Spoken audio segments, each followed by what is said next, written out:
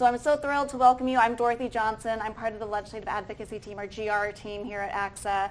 I'm one of the advocates, and with me I have an outstanding panel from our assembly. So this morning we heard from Senator Newman. We're going to get a different take talking to policy, budget, and fiscal committee leads on all of our issues. And rather than have me introduce you, because I want them to also share a little bit about what their roles mean, so when I say Education Committee staff, Appropriations Committee staff, Budget Committee, what that actually means and what that means for you all as you're meeting and talking with offices over the next day and a half here in Sacramento.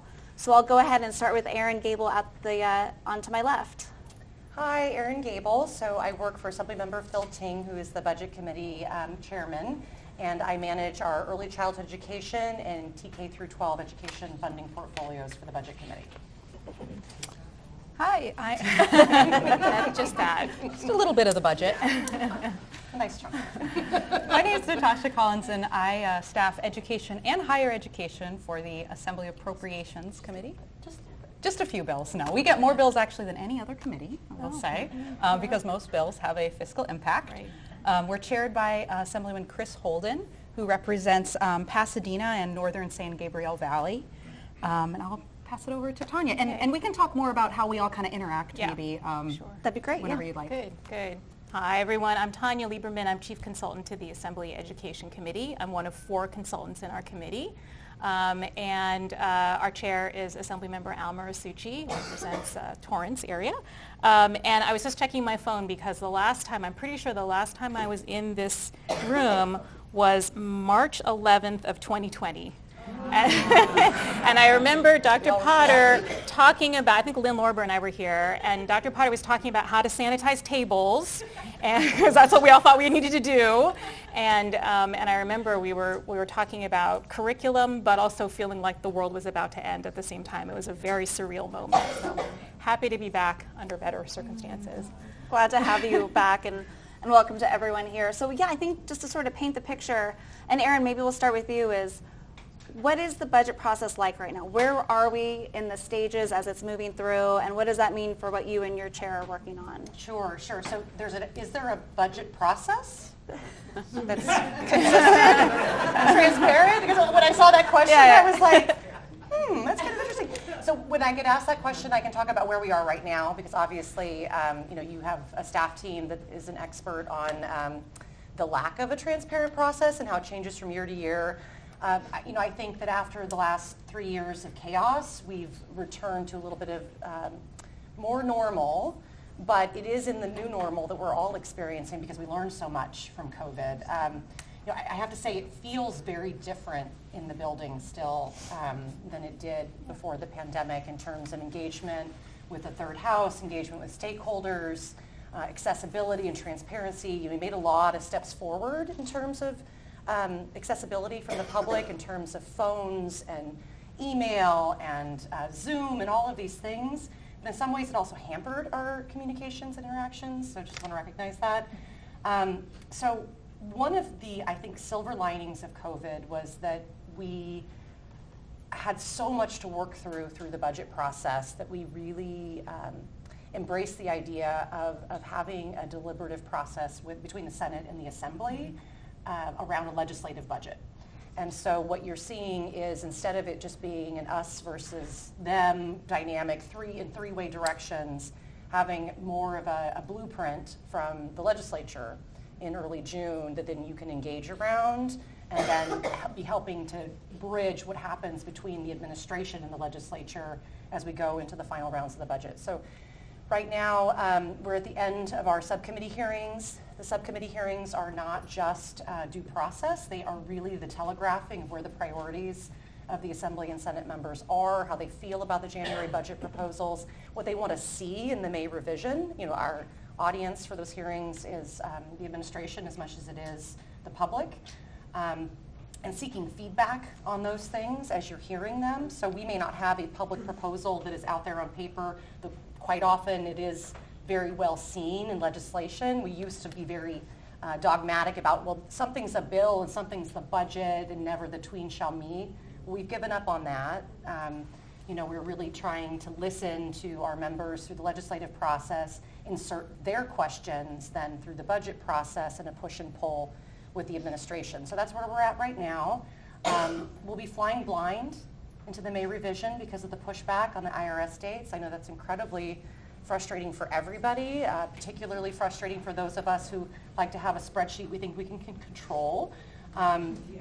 But the benefit we do have, and I know I'm stealing thunder from a question later, is we are in a totally different situation financially as a state, particularly when it comes to education funding, than we have ever been during an economic softening period. So while we may be flying blind, we may not know the magnitude of what the impact on Silicon Valley, the impact to the state budget will be, but we do know that we have a record amount of local and state level reserves to draw from, and that the protections of Proposition 98 will be in full effect. So education remains an enormous priority for our members, new and long-serving.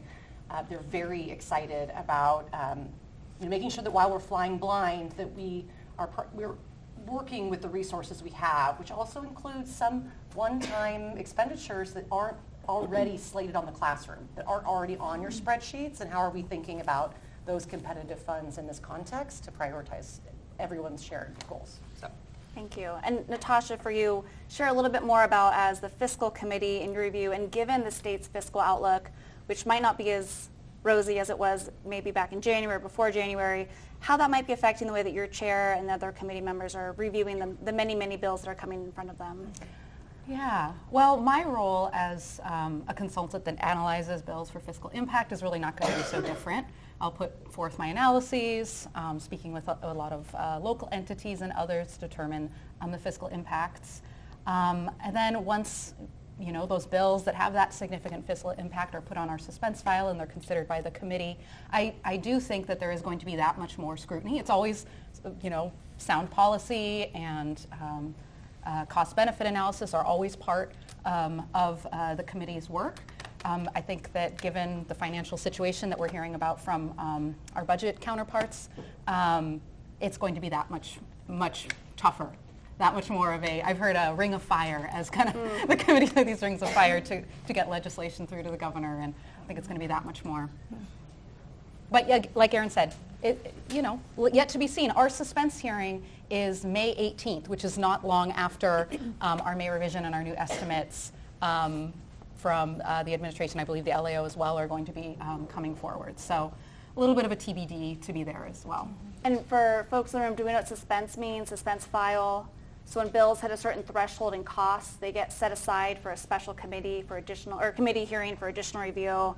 And sometimes that can be a make or break for a lot of the bills that ACSA is working on and other advocates.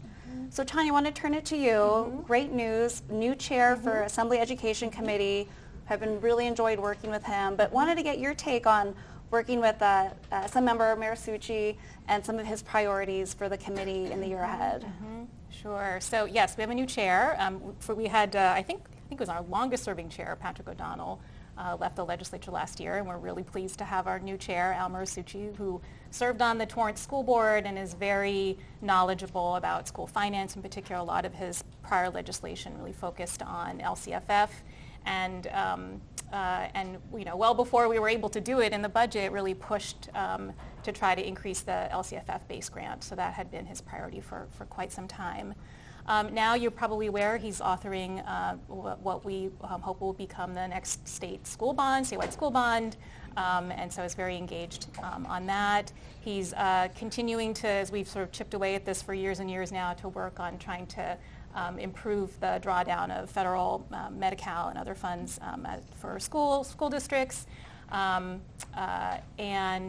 those are a couple of his priorities. I'd say, he's hearing from all of you, from his local school districts. The key priorities clearly are helping kids recover from COVID, both academically and in terms of mental health and well-being. He's hearing, lots of concerns about student mental health and especially about the workforce shortage. So we did an informational hearing last month, I believe, really focused on those three things, those three areas. Great. And so we've heard early this morning from a couple of our speakers that the legislature has a lot of new faces in it, great deal more diversity. And so I'd love to hear all of your takes on it from your position on, given the record number of women and other notable changes, just the number of new folks, what challenges and opportunities do you see, and has anything else changed along with new members in such big numbers coming into the building? Well, should I start? You want to start with the elephant in the room? Well, Not just the new members, but the leadership change? oh, no, I don't want to talk about that. Thank you, Erin. I think you want to. No, I'll just say that you're catching me at a rough moment to answer that question because we are just wrapping up our 2 months of the most intense cycle in part of our annual cycle. So all of the assembly bills that are going to be heard have to be out of our committee by the end of April. So we have one more hearing a week from Wednesday. And I would say the biggest change is we just have a lot of new members, a lot of enthusiasm, a big focus on equity, very high aspirations, and great intentions, and just a lot of really fresh ideas that are not always, that needs work. And so, so it's been, I think that we are back actually above our baseline level prior to COVID in terms of the number of bills that have been introduced this year. You may recall during COVID, the first year in 2020, not long after I was in this room, we held 90% of the bills because they had all been introduced just prior to the pandemic. None of them made any sense. So we held 90% that year. The following year we held about 50%. Last year, I'm actually not sure, but somewhere north of 50%. And this year it's just, like I said, the volume is back up above, thank you, above. All those bills come to, almost all those bills come to me. They do. To our committee to analyze. Our pre-COVID level. So it's a little overwhelming. I think part of the message that we're trying to communicate, and we would love your partnership in this, is that we're not wearing masks anymore. Things look like they're back to normal, but for schools they are not back to normal. That this is that we will be feeling the effects of the pandemic and the disruptions to kids' education for years. And between the chronic absenteeism and learning lag and the workforce shortage, and all of the new initiatives that are very exciting but require a tremendous amount of work, the schools have a lot on their plate right now. So appreciate your partnership and emphasizing that to your representatives so that we can be really strategic in the kinds of policy that we do pass. Any other thoughts? And notice I didn't mention specifically the leadership change. I just kind of left it out there. So That's why it's called an elephant. Right? That's why it's an elephant. No, I think Tanya summed it up incredibly well, and it's that we have had this incredible an old guard in place for a very long time in the Assembly and starting to be so in the Senate, but it's created this kind of continuity that I know you all had not seen in a very, very long time. I know we had not seen as a staff in a very long time, and it has been incredible when you think about the sustainability of initiatives, local control funding formula, all of the initiatives that were adopted over the last few years. All those take time and consistency and evaluation and continuous improvement cycles, and it's really hard when you're onboarding all new leadership all the time to sustain that kind of effort. Yeah. So it's not that we are seeing the kind of turnover that we used to see with the old term limits, but this is a huge new class that needs a lot of basic assistance in realizing where in the arc of education finance history we are and the various initiatives. Oh, am I too quiet? Wow, no one's ever told me I'm too quiet. And to really understand what has come before and the enormity of what you were grappling with, the enormity of what your families are still grappling with, and the opportunities that have been done. We see a lot of, really representative in a lot of the legislation, is trying to tackle things that we look at it sometimes and say, but we already passed that like 2 years ago, and the money hasn't even gone out yet. There's a lot of that kind of reorientation that needs to happen, and in the context of the idea that the pandemic is not over for your families, and that we have an engagement crisis, and that it is so complex and frightening on so many levels, both fiscal and in terms of long-term student opportunity and outcomes, that they're still wanting to talk to us about computer science all the time. So, that's a place where I think that there is a challenge and yet also an opportunity with the speaker change, with everything that's going to be happening there. We just all have to double down on making sure, telling the tale of what has come before over the last 10 years, the incredible historic achievements of the education sector over the last 10 years has to be something that is recognized and raised up.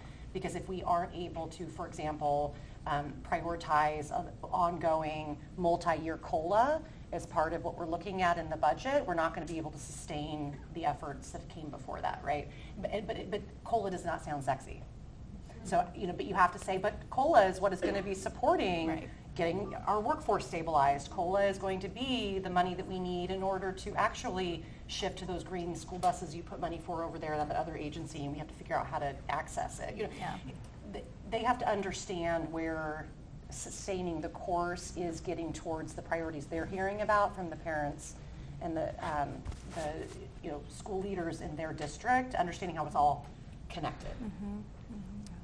Yeah, I agree with a lot of that.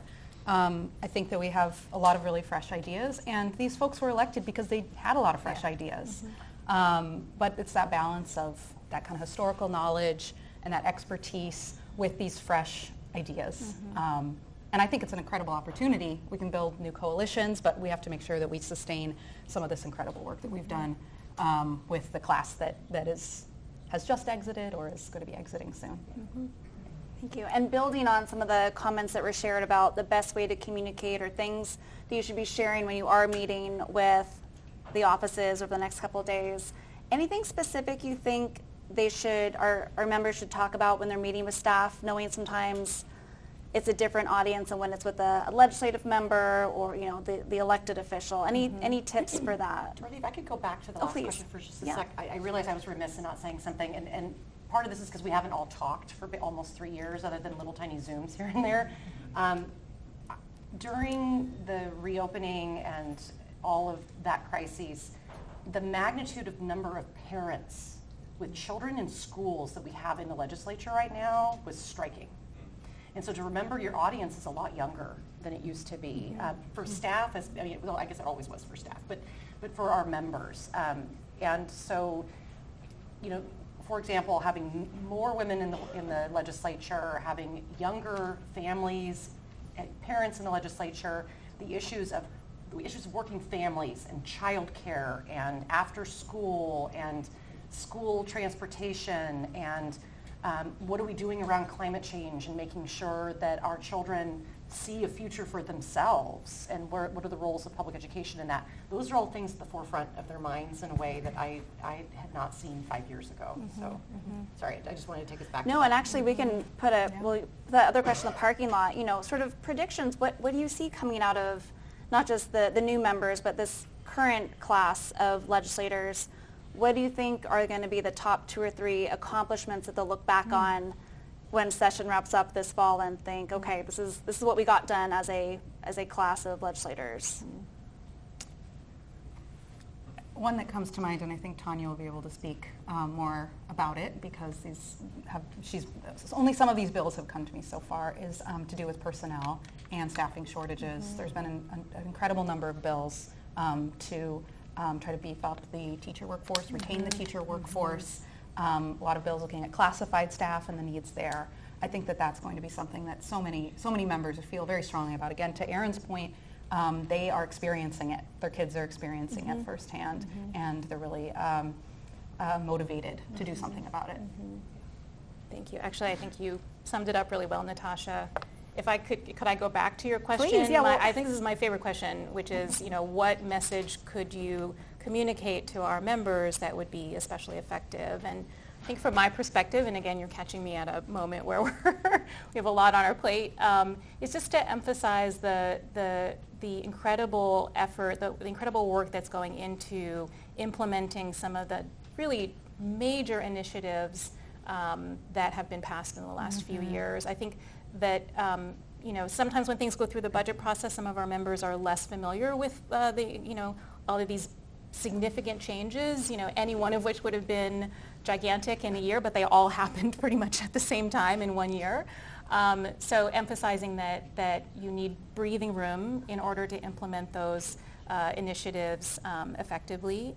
I think emphasizing that COVID's not over in the sense that kids still are feeling the effects, families are feeling the effects, staff are feeling the effects, and that will continue for some time. And that what is helpful is stability. This is making the pitch to you to make to us, but but that what is helpful is stability and consistency and the confidence that investments that have been made will be sustained. That is really critical, I think, because the truth is that we do something and then we move on to the next thing. Before the ink is dry, we're talking about bill ideas for next year, and that's how the cycle works. But it's not real life. It's not real implementation at the local level. So, Thank you. Sure. And I want to respect, I know Erin has a conflict. Oh, did you want to add something I else? was just going to add Please, something. yes. Because Tanya totally nailed it. And I think that having room for success of implementation is also a place for engagement. Because I don't know, I know everybody draws on, is obsessed with the Assembly blueprint for the budget, just like I am. But that was one of the questions that was asked was what were the achievements for the last 10 years? Because we're looking at it at our 10-year class right now. And if you think about it, 64% inflation-adjusted increase in public education funding over the last 10 years. Universal meals for all children. Universal after-school programs. Universal preschool. I mean, they're just like any one of these bullets. People would have retired on and felt themselves up there with Leroy Green, right? But instead, there's this enormous amount of change that has happened, and so helping them to not just celebrate that they were a part of that, but how to see it through and how their legislation and the work they do makes it so that it meets school districts and families where they're at. Because it was done quickly. I'm just going to be real. Yeah. So, I think that it's helping them see themselves and in our roles in doing it right as an approach rather than a return to categorical programs, because that truly is how they see it. It's a whole child-based approach, and we have to figure out how to make sure the paperwork doesn't get in the way.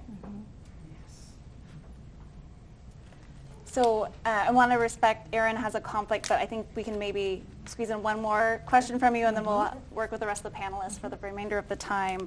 But was wondering, you mentioned the blueprint, and so that's sort of like the path, the guidebook for the budget. But beyond education, just to help understand what else is in the priorities, because education is such a huge, immense part of our budget, but we know there's other priorities, and especially in a tight budget year.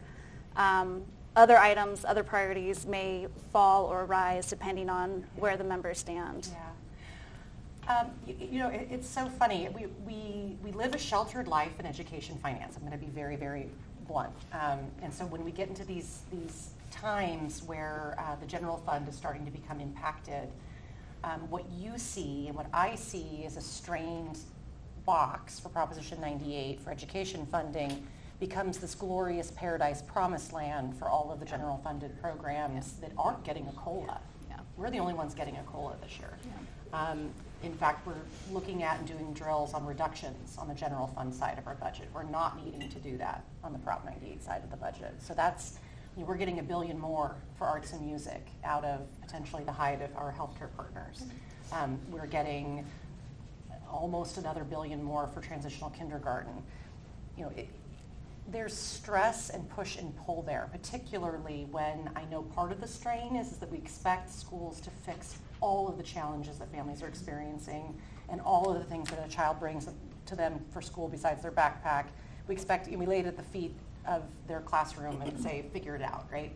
That stress and that push and pull is fully understood, but it doesn't necessarily articulate, right, when you see it at a statewide conversation. So helping our members to see that. I know our chair sees that. I know our speaker sees that. The idea that we have to have a holistic approach. But yes, I mean, they're really wanting to make sure one-time resources are thinking forward about climate change.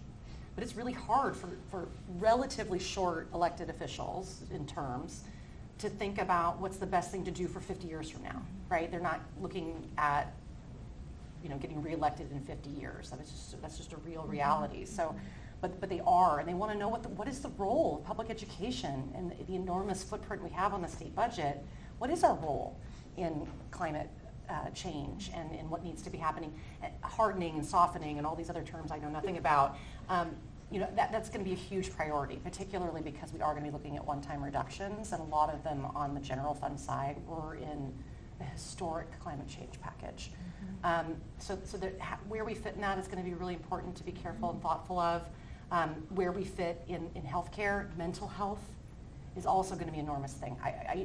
We are all seeing the crisis, not just with our children, but with the workforce. The traumatized adults cannot support traumatized children in an effective manner. And where do we all live in the healthcare side of things on that? That's a huge priority for our members as we're going into this budget. So just because I know we're short on time, those are two big ones. And then, of course, the higher ed strain that we're going to see, because the disengagement crisis that you all are seeing in your campuses are at an even greater when you think about it from the whole workforce pipeline effect, but also our economic viability. So.